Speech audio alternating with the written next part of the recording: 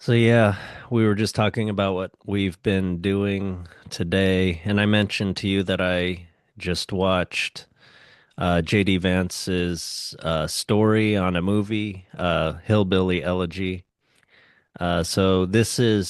I think I mentioned to you that he has a little bit of he had a difficult life growing up. Looks like the father wasn't there and the mother was on drugs, and it's kind of an unstable situation. There was some moving around to different guys' houses, and the mother was a little abusive at times. Um, but yeah, it's basically a story of triumph. It's sort of early character development. He had he started going down a bad path when his mom moved in with her boss, and he I guess he sort of openly smoked pot, or he smoked pot every day, and he grew plants downstairs, and his teenage son was also smoking, and he was just Vance's life. He was maybe I don't know, he was a young teenager. It was going down a bad path, and but then yeah, his grandmother kind of got him, and she kind of straightened him out a little bit. But also, I think him seeing how much she was struggling. Like, there's a scene in the movie where there's a Meals on Wheels guy that comes by, and he only has one meal for her. He can't give her a second meal for her grandson, and she kind of begs him, and he gives her what extra stuff he has left, and not meals, but just a little fruit and chips. And then Vance sort of, I think, through that kind of realization, he starts to clean things up. Like, he literally cleans up the house some, after being on a Game Boy, and and starts taking school seriously and everything. And of course, from then, he did well in school. He went to college. He went to the Marines. He went to Yale Law School. Uh, yeah, and the central plot of the movie, sort of in present time, which was maybe 15 years ago in his life. Uh, he is struggling to get a summer internship, I think. And he really needs it because he needs the money to pay for school past what they gave him for a scholarship. But his mom has OD'd, 15-hour drive away in Kentucky, or I guess Ohio.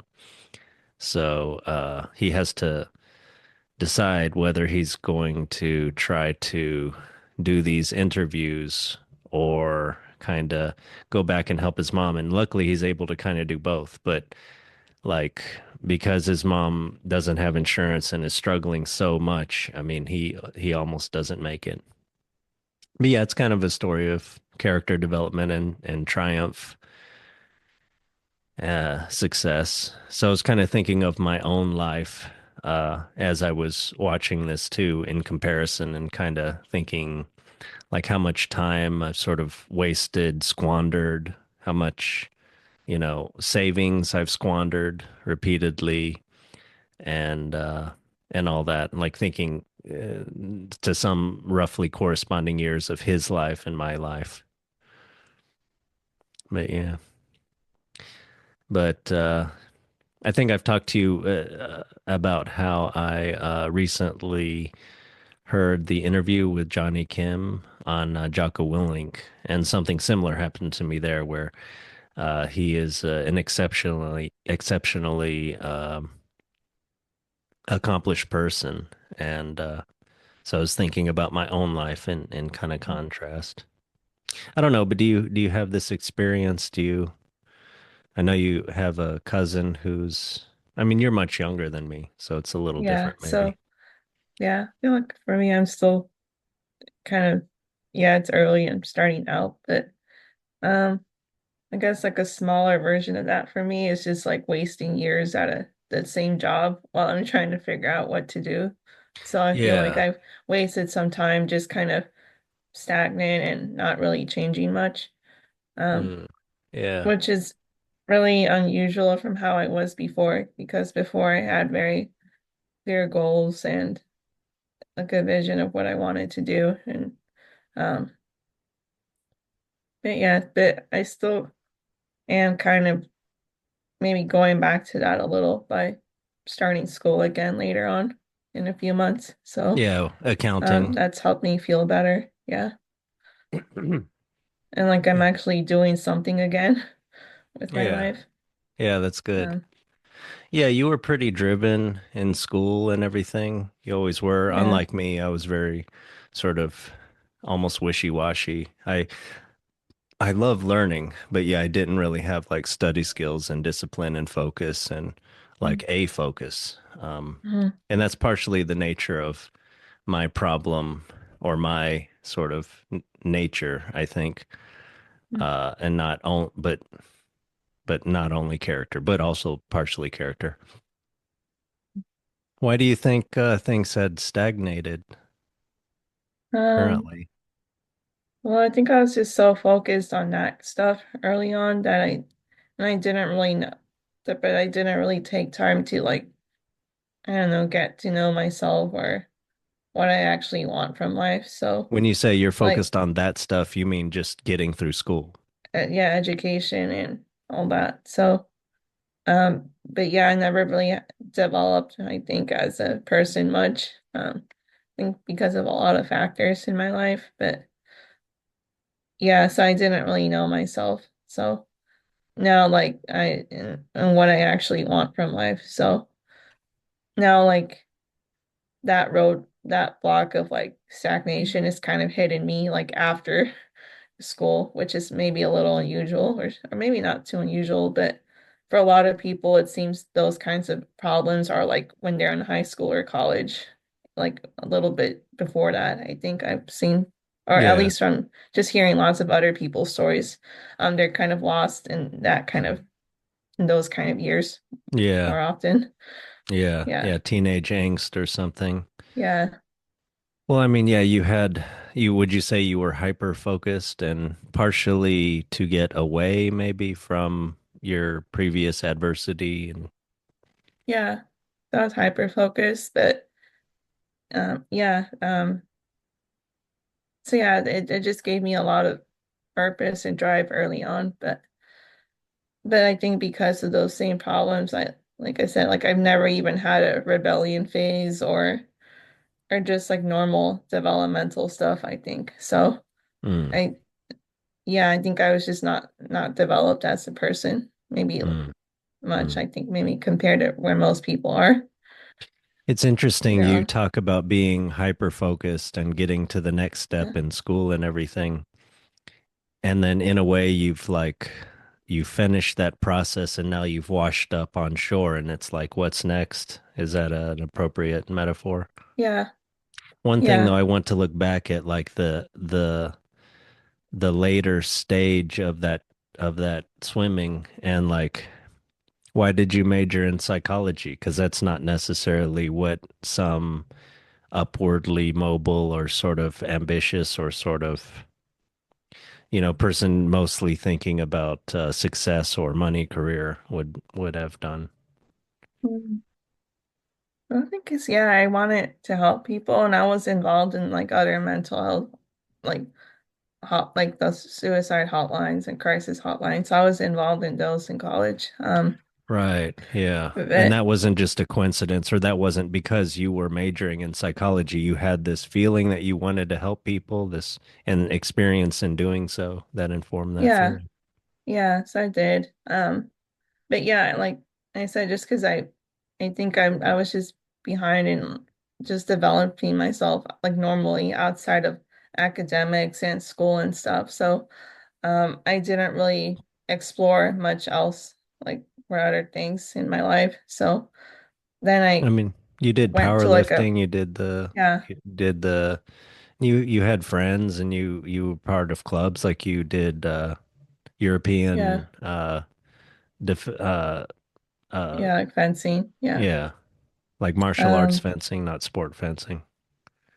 yeah. So yeah, I guess maybe it wasn't all bad, but so I did expand a lot more than I did in previous years. But maybe not, I feel like still not all the way or something. Um, So, what's next? yeah. So you've washed up on shore now, and then it took you Yeah. a while, but you feel like you found a career path with accounting, which I think Yeah. is, yeah, very much fits your traits and interests. But yeah, what's next for the development part? Well, I'm already looking at internships, but I don't qualify yet because I technically haven't started the school. Mm. But once I start the school, then I would look at those internships But I think you've again. got the career locked down, right? Like you kind of know what path to take with that. Um, I don't know because there's never been, well, before it was like perhaps becoming a therapist, but then I felt burned out on mental health. And now I'm gonna try accounting, and I think I will probably do fine there, but I can't really tell what's the one thing I want to do for life. So, um, Yeah, but I do yeah, think that really fits you. I don't know. Do you not think you would?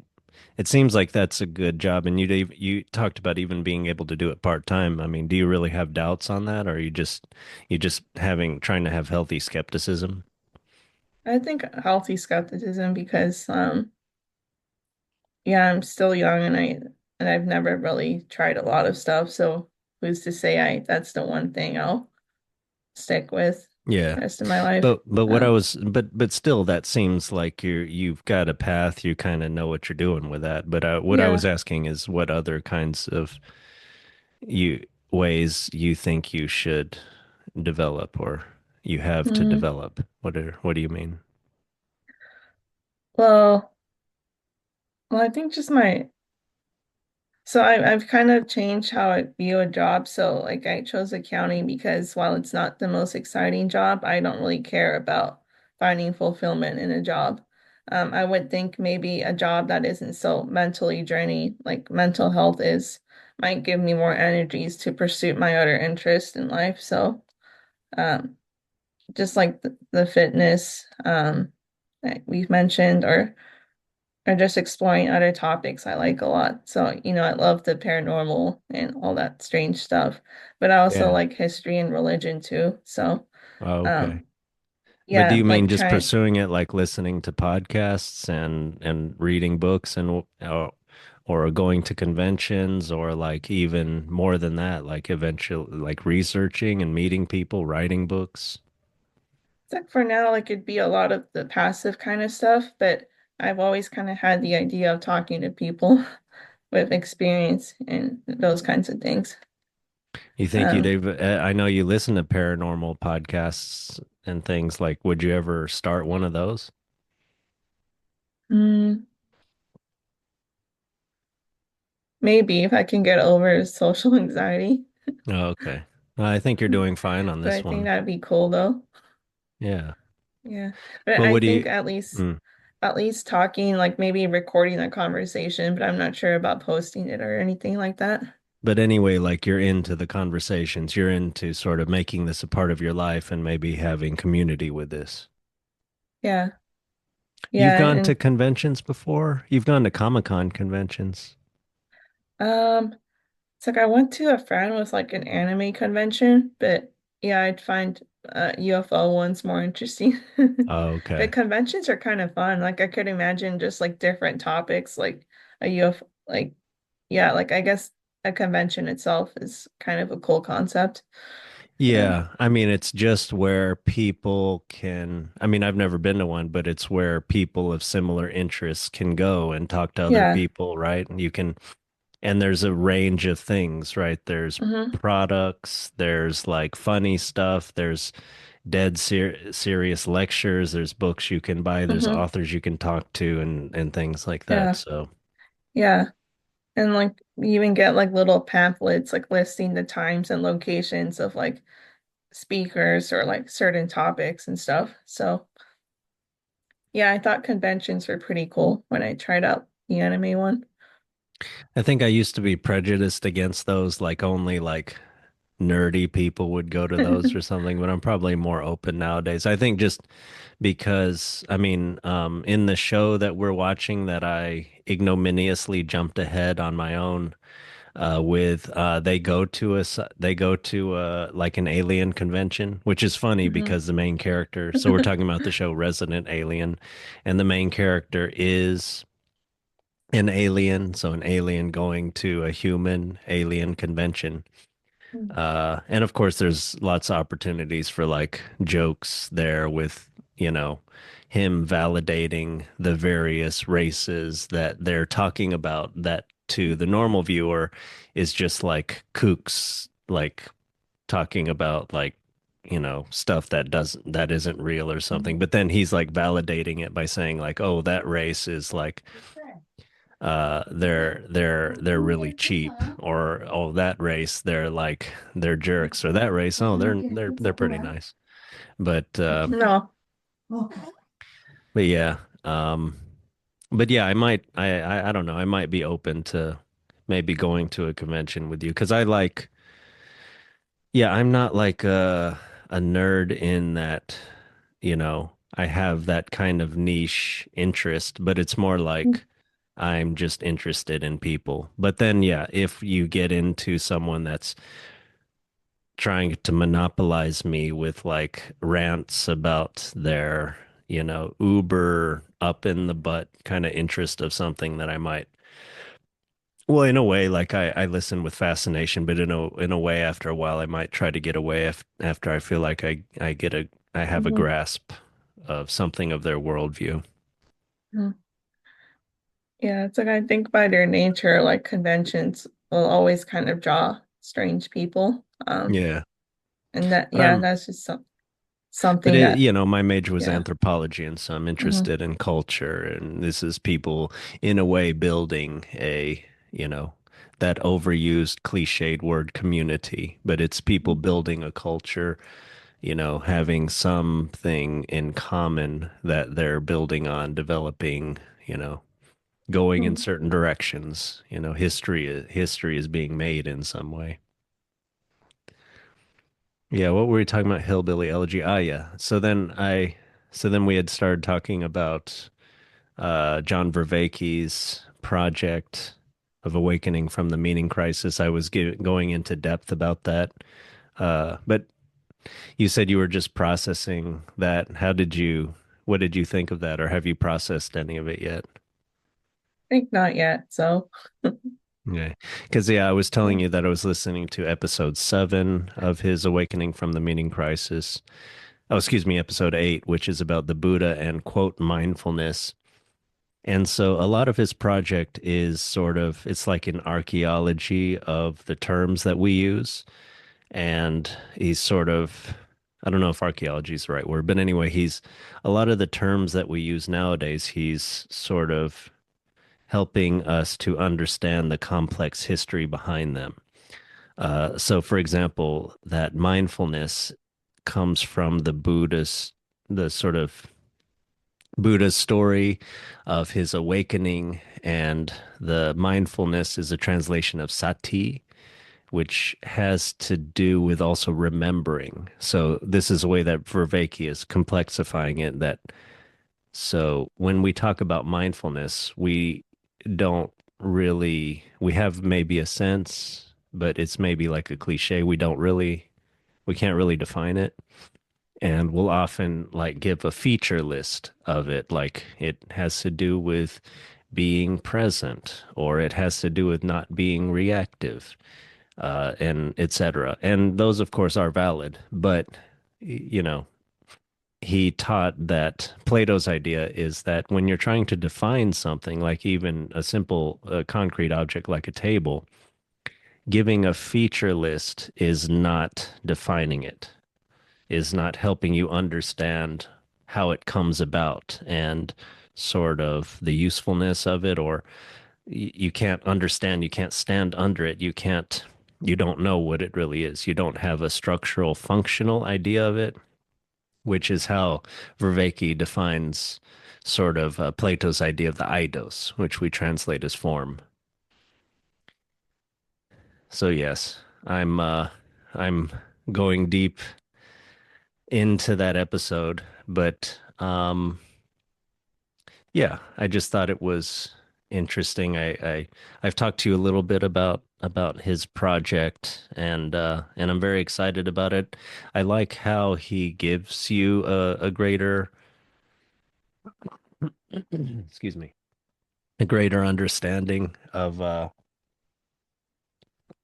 yeah, the terms that we use and of the sort of time that we live in, of maybe how we got into the meaning crisis, which has a lot to do with how in the modern world we got away, in the Western world, we got away from the Aristotelian Catholic sort of worldview into this modern, hyper sort of narrow rationality, this sort of materialistic worldview.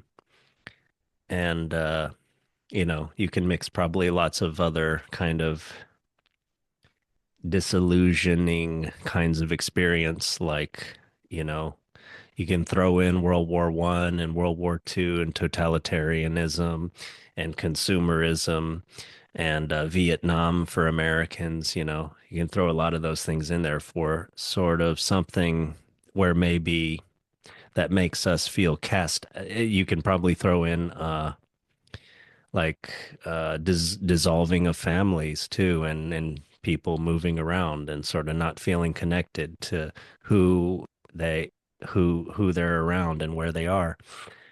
Excuse me. And yeah, so this sort of maybe people to some degree, I know I have and do to some degree, and I think a lot of people have, feel sort of cast out maybe. I almost want to bring in that metaphor that I used before with you, of sort of maybe how you felt currently, like cast out onto the shore. There's a terra incognita now ahead of you, and what are you supposed to do? What is your worldview supposed to be? Who are you? Uh, and yeah, I like how Vervaeke tries to kind of say, okay, so where have we been and what terms do we still think in? Like what grammar of thought do we still have? Like, say, inherited from the Bible, inherited from Aristotle. And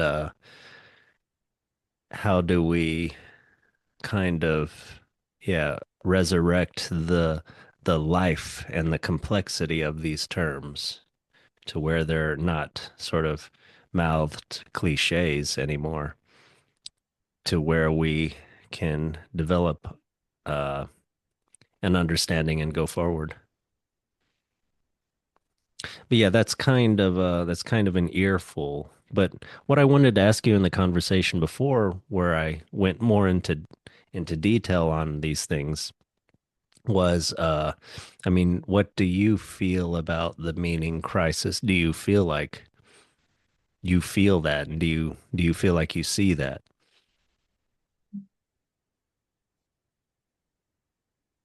So I think for feeling it, yeah, like we talked before, I felt kind of the same kind of isolation you're kind of talking about.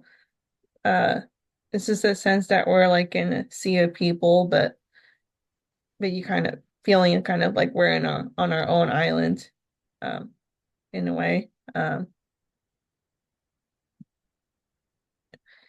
I think it's just kind of like an everyday disconnect. So like people don't really, at least here, people don't really say hi to each other. Or if I'm at the gym, people have their headphones on, stuff like that. So just a lot of like things kind of showing that we're not really interested, I guess, in connecting or interacting with each other, even like on a minimal level, like a simple hello or things like that.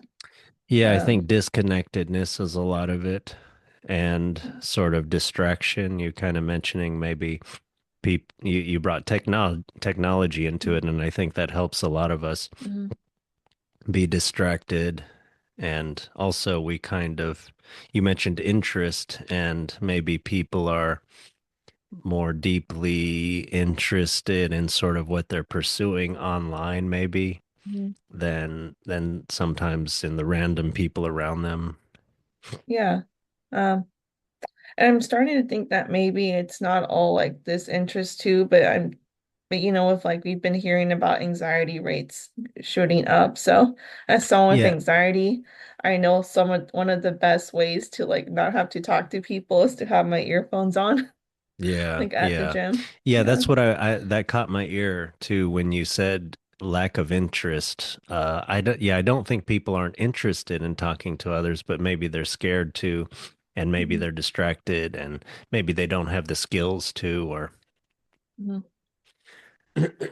although I think there is a place for in crowded public areas to not Mhm. necessarily be, Yeah.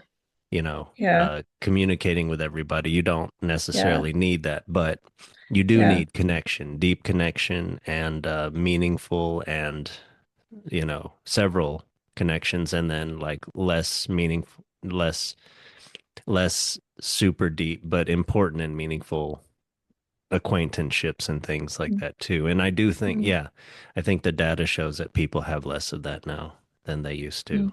And it seems to be a lot of the cause for a lot of that mental illness and Mhm. loss of purpose and things. Mhm. Yeah. Yeah. So like I guess one idea for the question you asked is it's kind of going back what we hear all the time, touch grass. So like have a time and place for like when we're, wearing our headphones or kind of being kind of withdrawing into whatever technology we have on hand with us. Yeah, I don't Yeah. like doing that. I don't do that. I noticed in college people started to do that, and I never wanted to do that. I didn't even want to wear sunglasses. I don't want to shut myself off from others. I feel like that's almost rude. I want Mhm. to be somewhat receptive, you know.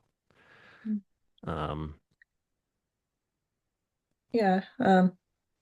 And I found even when I'm at the gym, like it's not really worth it to even have something I'm listening to because I'm not paying attention.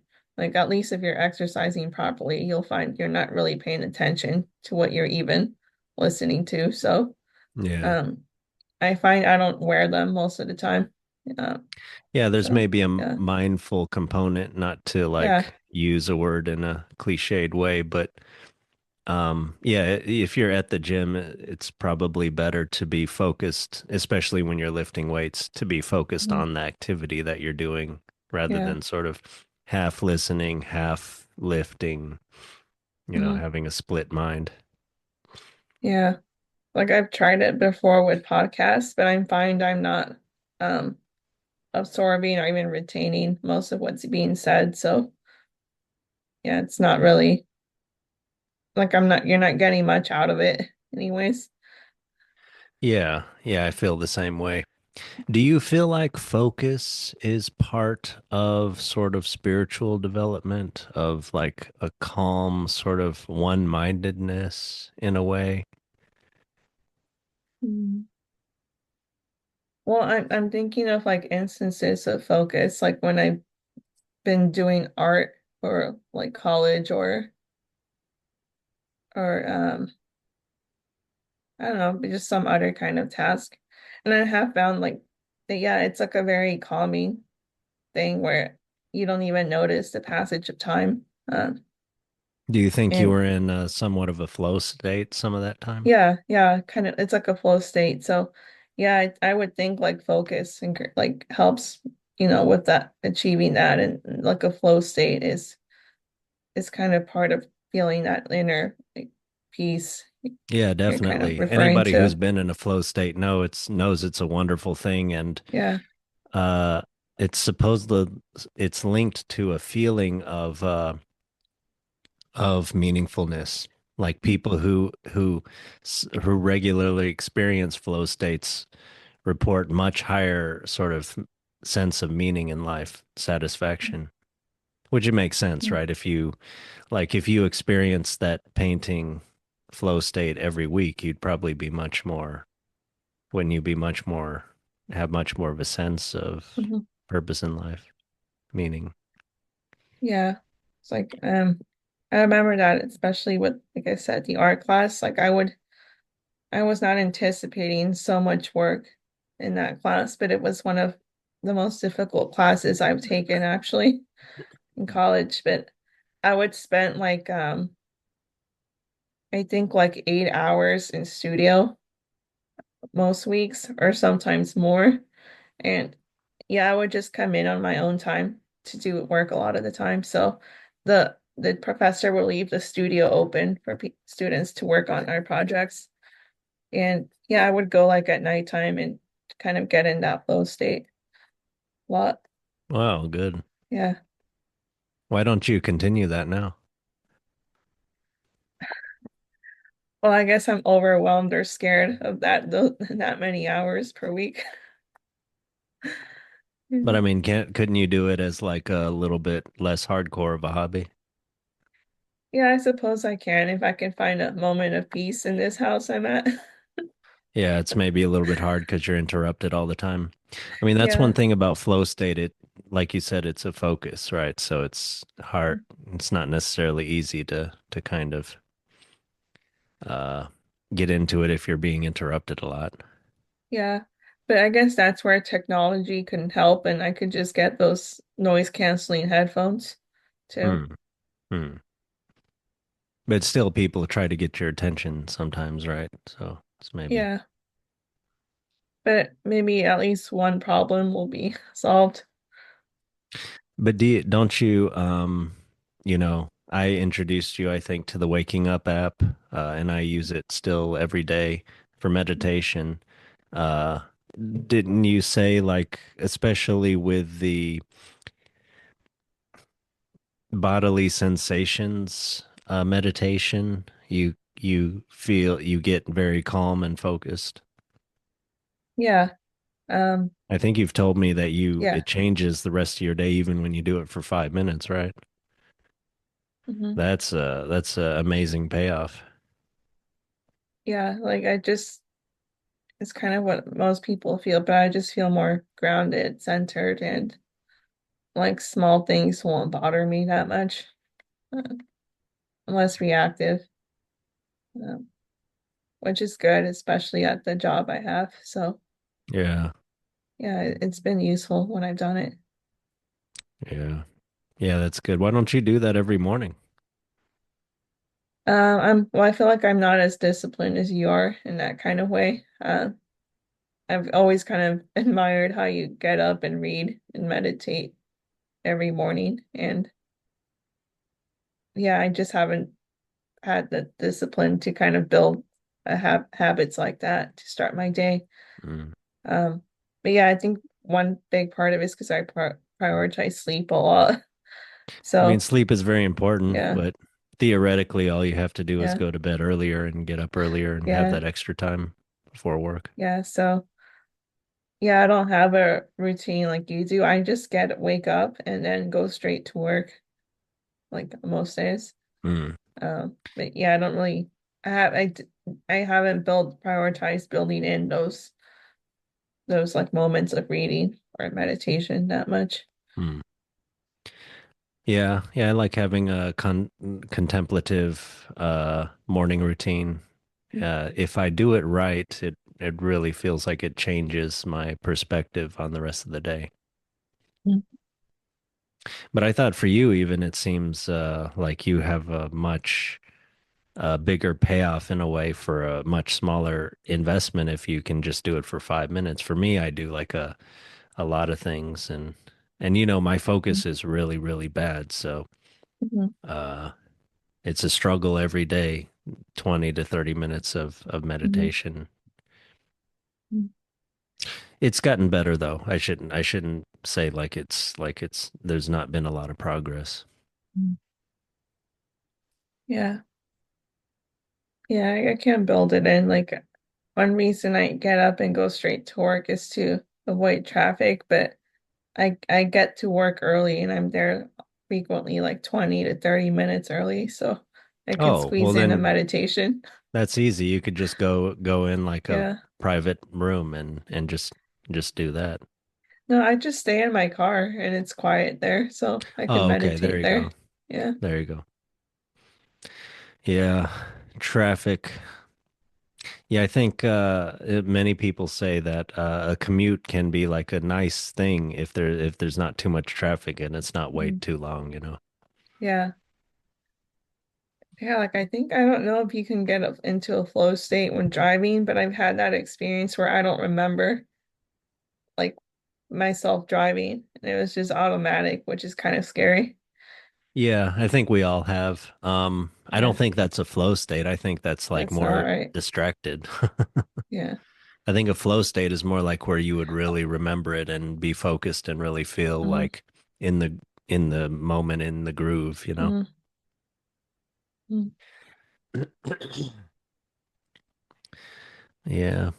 Yeah, we're talking about several different things, but yeah, I mean, Vervaeke is basically trying to, through the resurrecting of these terms that we use that are from Aristotle, the Bible, the mental grammar that we have that we now feel lost because of, in a way, like we don't, it's not real to us anymore, and we're sort of searching for some sort of, you know, something else or something, some scientific, materialistic way, or like fundamentalist religion or something, uh, Mm-hmm.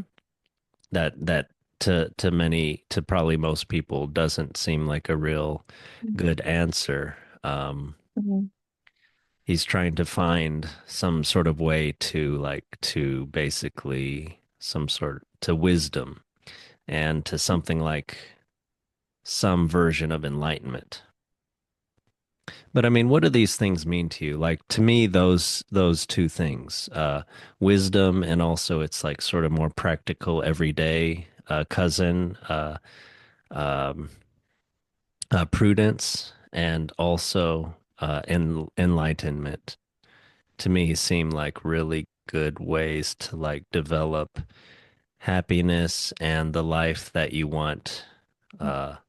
And being the person that you want, like for your practical everyday life, and but also for your relationships and for your sort of loveliness of life. But what do you think of those? Do you think much of wisdom or enlightenment? Mm-hmm.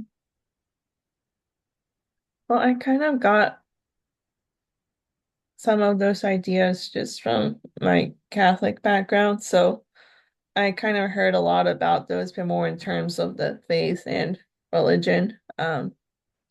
So yeah, I think And yeah, I had those some. aren't different. Those aren't, yeah, separate from what I'm talking about or what Vervaeke Yeah. talks about. Yeah, so I had some semblance of those, but I'd say like they weren't like a focus of my everyday life. So at But least what do like they in mean this to you now? um but to me like wisdom is kind of like a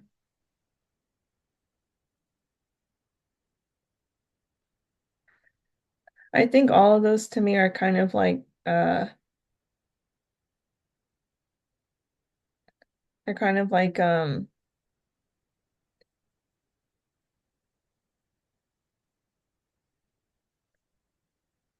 me those are like I guess like parts of like what makes a good life. Uh Hmm. those are like But what is wisdom or what is enlightenment, do you think? I talked to you about like the sort of so the word mindfulness is a translation of the word from Buddhism, sati, and which means like uh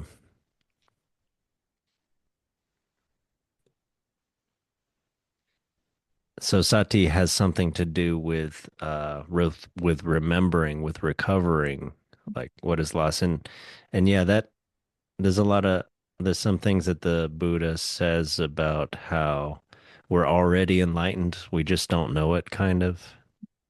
And um, apparently, a lot of the idea of meditation is that you learn to recognize how your mind already is and to not be caught up in it and to not be so like stuck to these concepts and these thoughts, even the thought of who you are. And if you can kind of, yeah, get unstuck from those things and just more observe them and be at peace with them, then you can be a much, yeah, then you can see things clearly, then you can not react so much, and you can kind of be like a more loving, compassionate, wise person. But yeah, enlightenment has something to do with that. It's like, yeah, stepping back from all that stuff and not living in all those narratives and concepts and things that maybe people are putting on each other all the time, you know.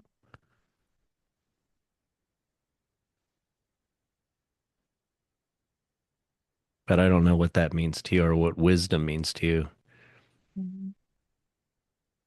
So I kind of think of wisdom as like a deeper understanding of what's good or right. And it's and kind of like an ability to recognize good and evil, kind of. And it's and of course in terms of like kind of knowing what's detrimental or um and yeah, and it's like something more profound than just mere knowledge because with if knowledge is like a valued over wisdom, it is kind of it's see what it's like knowledge is just more shallow. It's just what you know about the world and stuff like that. Yeah, you And still and need prior kind of a guide, yeah, and judgment. You need judgment. yeah, and prioritizing knowledge could just lead to like I don't know, like I'm thinking of just scientific knowledge, for example. Like we have all these advances, but maybe not the wisdom or deeper understanding of like what to do with that or if it should have ever even been conceived of in the first place. So Yeah, yeah, or I developed. kind of Yeah. yeah. So I kind of see wisdom as like a more spiritual guide or guide in a way of what's right for like the human being and the human race, kind of. Yeah. Yeah, I think so. Yeah, for the individual and for the whole species. Mhm. Yeah. Yeah, it's kind of like maybe having a balance between this sort of Plato, having a balance between the Mhm. different parts of yourself so that you're able to sort of, yeah, to make a good judgment. And you do need enough knowledge to have a sense of what is good, what is evil, and where to go. And yeah, yeah, in the Hillbilly Elegy, his mother is addicted to drugs, and that would be one way where, that's an extreme desire, a need for something where it will, you know, cloud your judgment of right and wrong in life and will, yeah, orient you way too much to one thing, to an appetite rather than and so you're not able to like fulfill your responsibilities, for example, which really kind of affected him and his sister and their family growing up. But yeah, yeah, it seems like you want to have some kind of balance between the different parts of yourself in order to see well.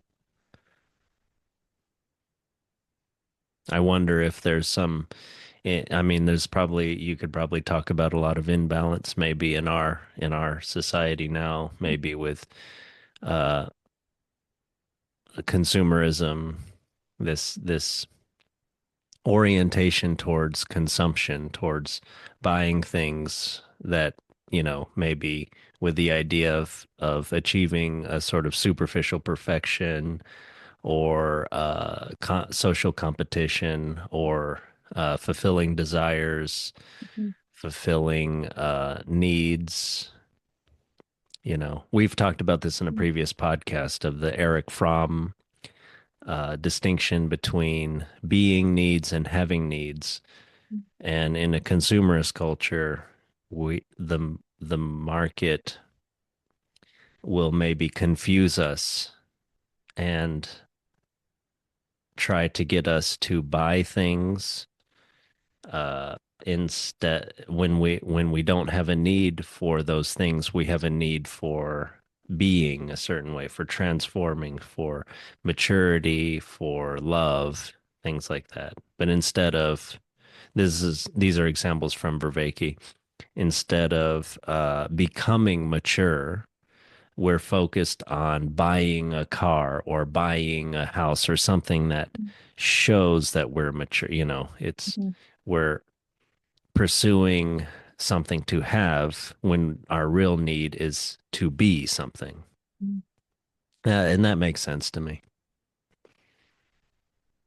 But yeah, all those things that sort of, yeah, knowing how to place things, it seems like knowing the difference between your having needs and your being needs, and not confusing, not trying to get some needs met in the wrong way with the wrong things. Seems an important part of wisdom.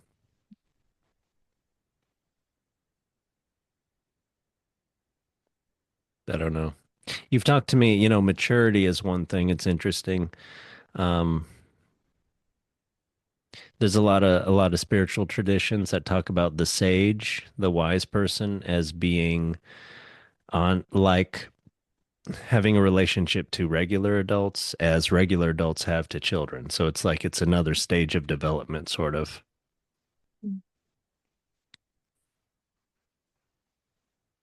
But yeah, do you ever feel like you get confused and you seek to have something when really you want to be something? Um,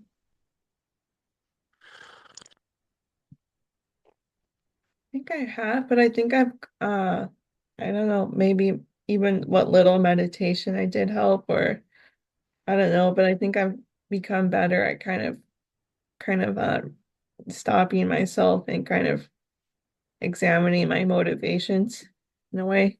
Oh, that's Um, good. Do you but yeah, buy less stuff on? Yeah, go ahead. yeah, you're gonna say if I buy less stuff online now, right? Yeah. Um, I do. So like I used to have a problem just buying countless lotions, serums, or beauty products. And then I would hear about the next best thing and then buy those. And I would just have this collection of stuff I never even used up. And uh, on a practical level with skincare, you need consistency. So I wasn't going to get any effect from anything. Hmm. But then on the deeper level, of course, I was just kind of fulfilling some kind of trying to fulfill some kind of need with consumerism, which will uh never like be fulfilling at all for anyone, Yeah. as we know. So Yeah. um I just decided to stop buying things and use what I have. So I've been spending a lot less money, that kind of stuff. Yeah, that's Um good. and yeah, I do feel better about it.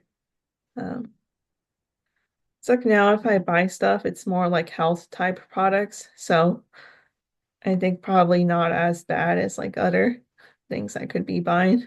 Hmm. Uh, Yeah. Although one can get into the trap of sort of, yeah, being too attached to that and getting away from being and more like true. towards having. Yeah. Have you, yeah, do you feel, have you had the experience of realization that, yeah, pursuit of stuff is making you less contemplative, less sort of grounded and Hmm. calm and pleasant and loving and all that stuff? Oh yeah, I already told you about the games I play on the phone, but the problem with those games that you have to be very careful with is in-game purchases. So, um, of course, like with those games, you can get prizes, boost, like some kind of advantage over just playing them unpaid. So, um, before like a while back, I used to have a problem with spending on those. And of course, I was spending on something that only existed in pixels and code, which is very not fulfilling. And I would kind of get this anxiety about not getting ahead in the game. So I stopped doing that too. Uh, and yeah, I felt more anxious and less contemplative, like you said, during those periods where I was like focused too much on the game Yeah. and getting ahead. Yeah, I've been Yeah. there. Yeah, I've played some games on my iPad way too Yeah. much. Way too much. I've wasted many hours. Yeah. And like I spoke with a coworker and she told me that she learned the hard way she can't have games at all, like on her phone because yeah, it was like bad for her. And Yeah. yeah, she just doesn't indulge in the first place anymore. Yeah. So that's basically like an alcoholic to quit quit drinking completely instead Mhm. of to go to moderate drinking. Yeah. Yeah. Yeah, hmm. So now like I'll buy something, but it's once in a while and it's not every pay period. So Yeah, that's I good. think I have that better. Yeah, I'm that's in more good. control now.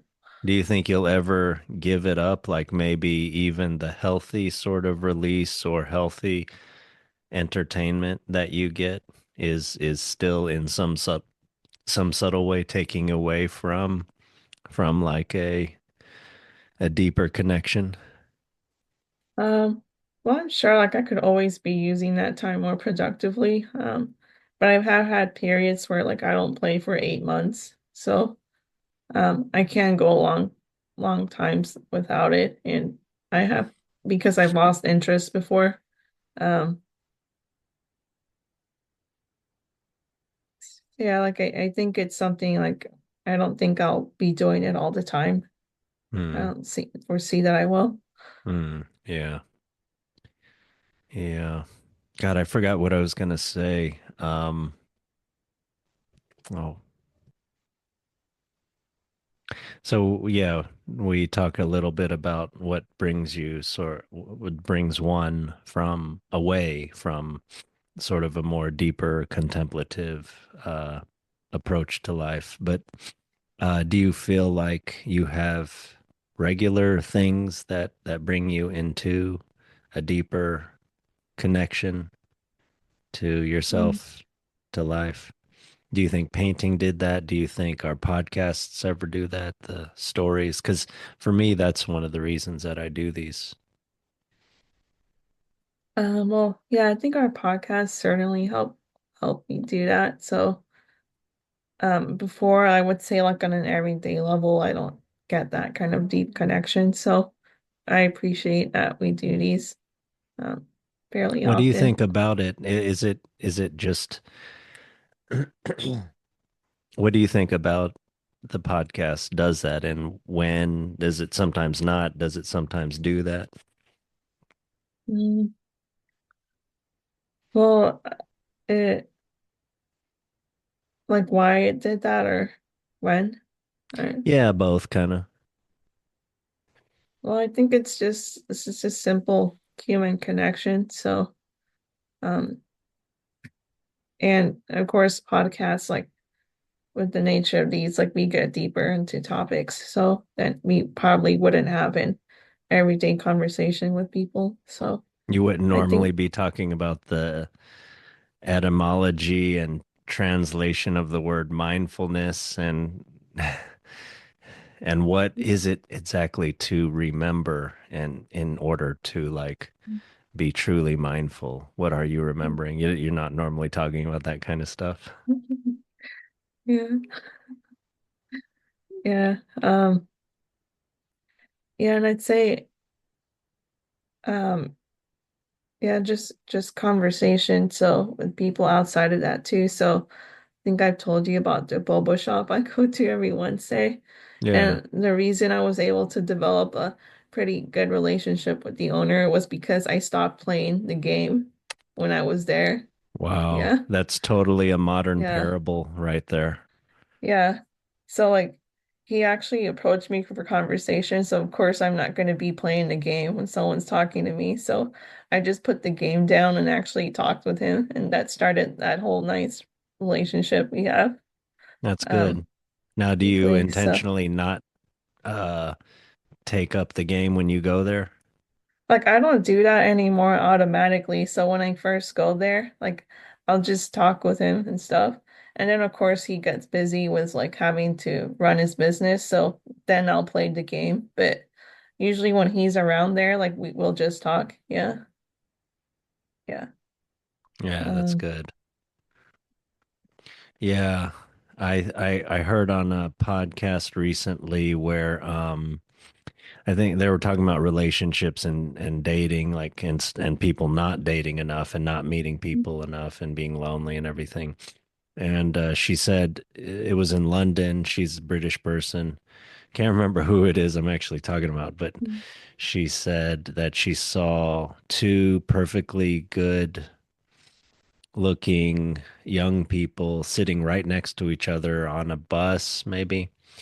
And she saw they were both like, I think they were both on dating apps. Mhm. So, like, they were like trying to, but they Yeah. had like a perfectly good looking person of a similar age, like right next to them. Like, and no, both of them, never talked to each other. They both got Mm-hmm. up and went their separate ways. Mm-hmm. Yeah, that's really funny. Kind of sad. But that's almost like a modern parable too. Yeah. I mean, yeah, these things in our pockets. I deleted yeah, I don't do social media apps on my phone or I deleted YouTube from my phone finally. I think that was good. I mean, I still use YouTube sometimes, but for just on a less easily accessible thing Mm-hmm. like a computer or a tablet. I Yeah. don't carry around YouTube with me. And I don't have games and I never do games on my phone. When I'm using my phone in public, if I don't text much, but I do, I'll like, I'll almost always just be using my flashcard app. So, and I know there could be a danger with like seeking knowledge too much and, as a refuge away from just trying to connect with others or something. But, I think it's somewhat virtuous, the way I do it. It's not like I'm using it necessarily to sort of Mm-hmm. disconnect from others or something like that. Yeah, it's like my phone isn't as clean nearly, but I at least got rid of TikTok when the ban went in place. So it's one less thing at least on there. Yeah, TikTok's bad. I mean, I do think, yeah, worsening attention span, I mean, does make you like to be contemplative or deeply connected. It does take a little while to settle into it, right? It doesn't necessarily happen immediately and or to get into a flow state. I do think these sort of things that facilitate the contemplative life uh, do require some attention span, and so I think this is a bad development with TikTok and even YouTube of these short, catchy kinds of things, and one after the other. I Mm, don't think. That's good for our minds. Mhm. But how do you think people have you ever, even with myself, do you feel like you've ever had like a philosophical dialogue where you've somewhat established like some terms at the beginning and a sort of goal and sort of meander, but sort of logically towards some sort of tentative conclusion? Like I actually don't know if I've done that, but I don't know if I would even recognize it. So I'll just assume I probably have at some point with you. Oh, okay. Yeah, yeah, that is to me one of the ways sort of toward enlightenment. And Vervaeke answered for me a question that I had long ago that I had a philosophy group in Korea and excuse me. And I did liken the figure of Socrates to Buddha for me because I felt like Socrates also like teaches with his dialogues that have survived through Plato teaches a way towards sort of a kind of enlightenment. And I have had some kinds of awakening experiences through through studying philosophy. So um kind of religious experiences. So I was just wondering if you had had that, but I think maybe on this podcast and with other people on and off the podcast, I'd like to see if I can try to do that. But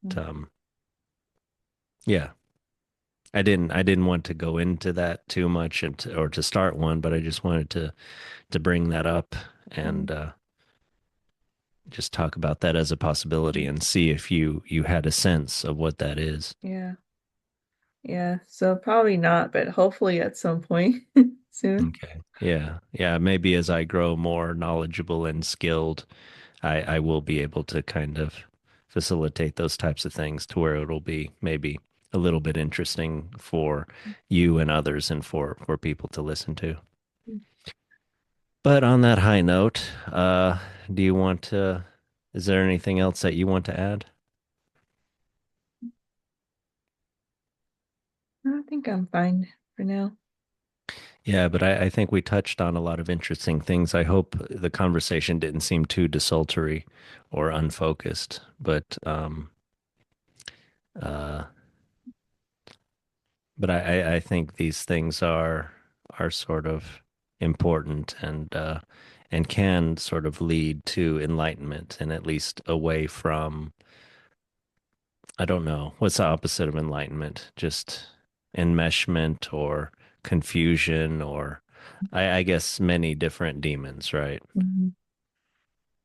But maybe away from some type of pandemonium or some type of uh, not entrenchment, but yeah, roiling and in the deep with in the dark. So I don't know. Enlightenment, the opposite would be darkness, right? So Mm. yeah, away from darkness and maybe towards some kind of enlightenment. But yeah, maybe I'll discuss that next time, and then the next podcast we'll just do Mhm. our regular thing of what I think is one of the ways, which is sort of this deep connection to sort of folk tales and mythology kinds of stories and kind of telling that and analyzing it. Mhm. Okay, sounds good.